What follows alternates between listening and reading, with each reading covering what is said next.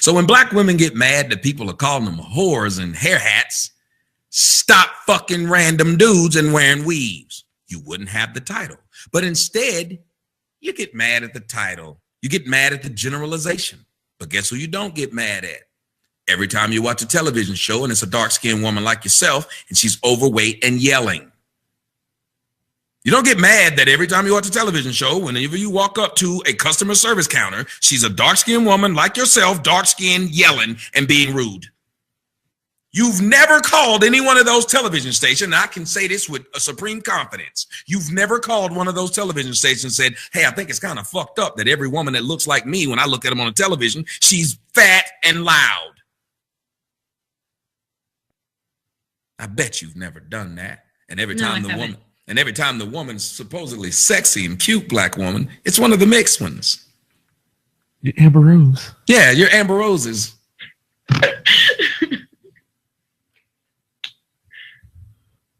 You've never called one of those. You never called The Big Bang Theory when they did it, Seinfeld when they did it. Almost everyone who's done this, the same thing.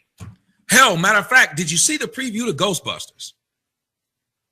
I don't like. I actually do have a problem with that movie, but no. I'm saying, why is it that all these black women who hate me have not said a word about Ghostbusters? Try to shut Ghostbusters down. Made Ghostbusters complain, but Ghostbusters gotta give an apology. Think about it. If you want to talk about somebody perpetuating a stereotype, making it hard to hire black women, dear, you're gonna have a hard time getting a job after Ghostbusters come out.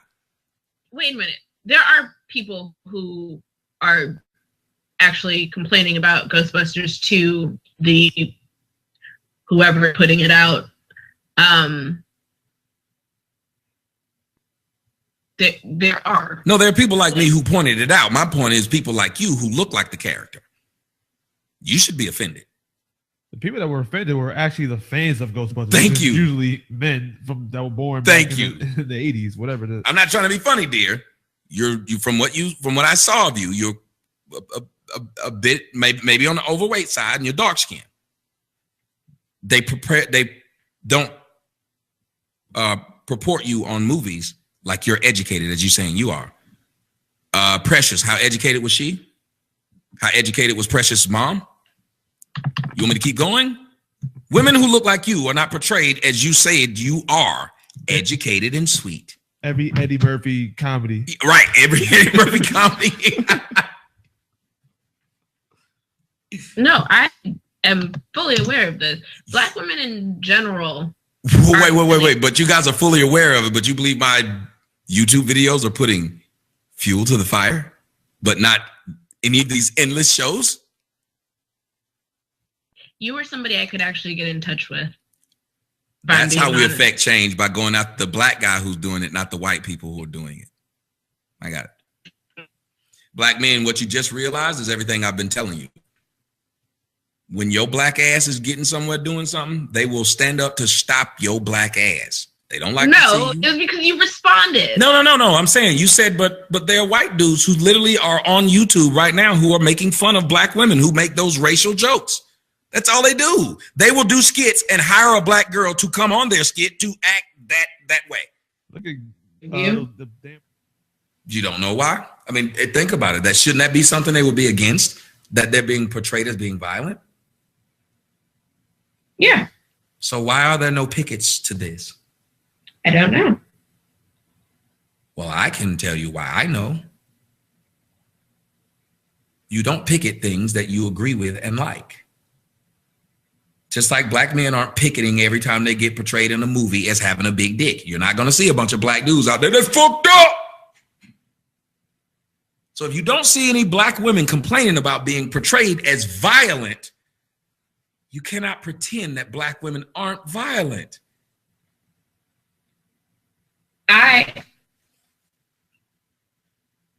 Yeah, go ahead and show me that Instagram photo of you out in front of a studio protesting against it, please. Since you said I. I wasn't going to say that. You said I what? I don't appreciate being portrayed that way, but that also means that those are things that I don't participate in. What do you mean participate in? I'm not going to sit there and watch movies or shows where that's what we are. Like, so white people get the benefit of you ignoring them when they do something you don't like? I guess so. Fellas, I've just proven to you again how black men don't get respect. Because a white man, when he does something you don't like, you ignore it and move on to something you do. When a black man does something you don't like, you got to reach out to him. You got to let him know that what you're doing is kind of wrong. You don't allow a black man to just continue to do what he's doing and ignore him.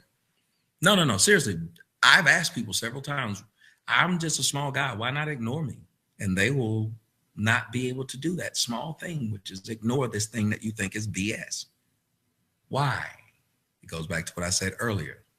So can I tell you my reason for reaching out to you? Uh-huh.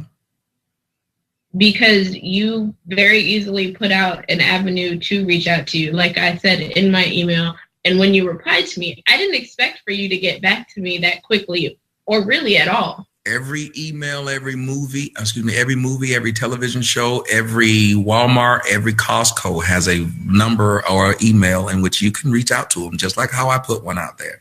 Every YouTuber. You're right. And I have reached out, and I don't always get a response. I've more often than not gotten a response. So you responded. So here we are. All right. All I'm trying to say is these same people who are portraying black women in the way that they do, they're small YouTubers just like me. There are people smaller than me who've done this. There are black women who are portraying themselves like that on YouTube. I bet you could reach out to Glozell, because that's how I got her. Oh, of course, but you don't know who she is. You don't know any women that are making black women look bad. You don't know them. You just know a black man who's doing it. I know you for one very specific reason. Right, and I'm saying you don't know any black women who are doing that. You know not one. You don't think that's amazing that you know me for doing it, but not one black woman who does it to herself on the same platform that I use? I didn't randomly go searching for you, so no, I don't. I didn't say you randomly went searching for me. If something bothered me, I'd like to know more. In order for me to have known them, I would have to have gone and searched for them, right? No, you said you did. Wait, whoa. You do know what you just said is untrue based upon what you said prior to it. You said in order for me to get to know them, I would have had to go randomly search for them. Prior to that, you said I didn't randomly search for you. It was brought to me. Yeah. Logic. So you wouldn't have had to know them by randomly searching for them. You could have had them you could have found out about them the exact way you found out about me. My boyfriend told me about them? Yes, or somebody else. Do you understand you're not going to admit that what you just said doesn't make sense. You're really going to do that. You're not going to admit that what you just said doesn't make sense, that the only way you could have found about other people was to randomly search them when you found out about me by not randomly searching. Are you seriously going to do this to me right now? Stop. You're twisting my words. No, I'm repeating your words. I did not twist them. I repeated them. All right. No, literally what you said was only way I could have found out about them was randomly searching them. But before that, you said I didn't find out about you by randomly searching you. I don't understand how you don't hear what you just said. I didn't twist your words. I repeated them in succession. You don't understand what I'm saying to you. But then don't tell me I twisted your words by repeating them. Okay, but you don't understand what I'm saying to you. What I'm saying is my boyfriend brought this to me. He showed it to me. We talked about it. That is how I found out about you. You didn't like it, right? Well, you didn't like it, right? When you first saw it, you didn't like it. Yeah. How did I get a second view? What'd you say? How did I get a second view? Because he showed me another video. So if I pull out my penis right now and show it to you, will you just watch it? No. Nope. If he showed you a porno of a horse fucking a human, would you watch it? Probably. And if he said you thought, ooh, that's nasty, and he came back and showed you another one, you'd watch it again. Possibly. So you'd keep watching something that you find disturbing, and he'd keep bringing you something that he knows you find disturbing. That's the content of y'all relationship? I have morbid curiosity. Well, then when you think about that, you have, because I'm a comedian, there's several different jokes I could have made right there, but I'm not, but I wanted to. I wanted to, but I'm trying to be, jokes aren't good in some places. Somebody said that was too easy. It really was. Like, I could have said it, but I'm not. The point is, you feel this way, Tommy. I feel this way about it. I don't think that I can change anything. Some of the things you say are correct. You audibly said that. Everyone says that to me. Because you can't walk into a conversation with me and say everything you say is wrong. You can't do that. I set it up to where you can't argue with me on the facts, because I argue the facts. So what people do is what you say, the same thing. Not that what you're saying is wrong, Tommy. It's just how you say it. Everybody makes that same argument. So they concede that I'm saying things that are correct, but their argument with me is how I say them. Which is a completely subjective argument. Yep. That was all I was trying to say. That's why you have this group who listens to the same thing about how I say it, and they listen to the facts, not the opinion, or excuse me, not the feeling. And then you have people like you who will hear the facts, but be more overwhelmed by the opinion or the feeling.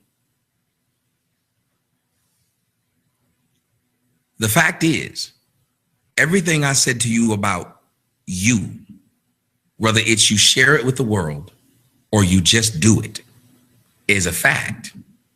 At 26 years old, the average American should not be overweight.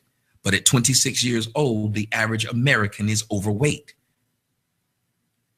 This is a problem. Not niggas online saying offensive shit.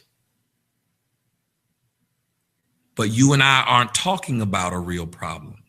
You and I are talking about things you saw that you think are offensive, and you believe that they're hurting Black people because it's making white racists more racist, because they're seeing a Black face say things that they want to do in the first place.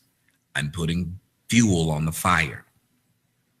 And you don't think that when you walk into a corporate setting, being overweight, that you're putting fuel on the fire of how they judge appearances and raises and promotions in these companies.